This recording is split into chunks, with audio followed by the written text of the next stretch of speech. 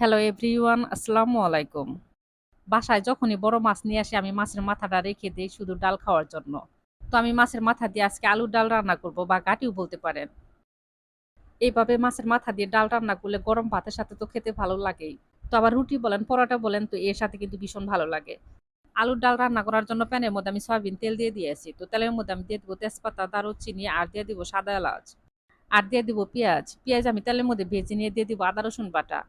শুকনা মরিচ ভেজে আমি পাটায় বেটে গুঁড়া করে নিছি। তো ওর মধ্যে আবার আদা রসুন বাটছি। তার জন্য একটু লাল কালার আসছে। তো আদা রসুন ভেজে নিয়ে আমি সামান্য একটু পানি দিয়ে দিয়েছি। এখন দিয়ে দিব স্বাদ মতো লবণ, আর দিয়ে দিব ১ চামচ ধনিয়ার গুঁড়া, আর দিয়ে দিব ১/২ চামচ হলুদের গুঁড়া, আর দিয়ে দিব ১ চামচ ভাজা জিরার গুঁড়া, আর দিয়ে দিয়েছি ১.৫ চামচের মতো শুকনা মরিচের গুঁড়া। তো মসলাটা খুব ভালো করে কষিয়ে নিয়ে মাছের মাথাটা আমি দিয়ে দিব মসলার মধ্যে। আর কিছু সময় মাছের মাথা আমি মসলার মধ্যে কষাবো। কেউ চাইলে কিন্তু মাছের মাথা ভেজে তারপরে রান্না করতে পারবেন। কিন্তু কষায়ে রান্না করব আমি। এভাবে আলুর ঘাটি রান্না করলে এত মজা লাগে আসলে কি বলবো। আমার সপ্তাহে তো একবার হলে রান্না করতেই হয়। যখন মাংস নিয়ে আসবে আর বড় মাছ নিয়ে আসবে তো আমি রেখে দিবই। এভাবে ডাল রান্না করার জন্য। যারা এভাবে আলুর ডাল না খেয়েছেন তারা অবশ্যই রান্না করে খেয়ে দেখবেন, দেখবেন ভীষণ ভালো লাগবে।